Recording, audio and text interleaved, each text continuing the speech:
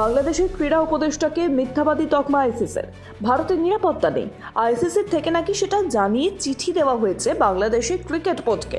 এমনকি ভারতে কোথায় কোথায় নিরাপত্তার ঘাটতি রয়েছে সেটাও নাকি আইসিসি জানিয়ে দিয়েছে। রীতিমতো সাংবাদিক সম্মেলন করেছেন অন্তর্বর্তী সরকারের ক্রীড়া উপদেষ্টা আসিফ নজরুল।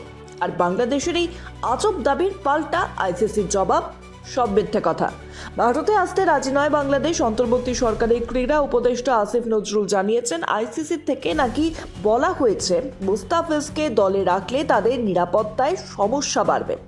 তাদের আরও দাবি, আইসিসির চিঠিতে এটা ছাড়াও ভারতে দুটি সমস্যার কথা বলা হয়েছে। তার মধ্যে একটি হলো বাংলাদেশের জার্সি পরলেও তার নিরাপত্তার সমস্যা হবে, আরেকটি হলো যেহেতু বাংলাদেশে নির্বাচন আছে তাই সেটারও প্রভাব পড়বে।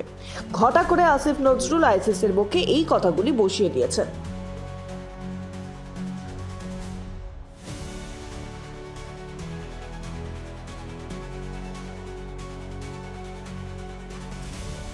আনন্দ আর ভালোবাসার দীপ্তিতে গড়া সমুজ্জ্বল পরমা, ঠিক তোমারই মতো।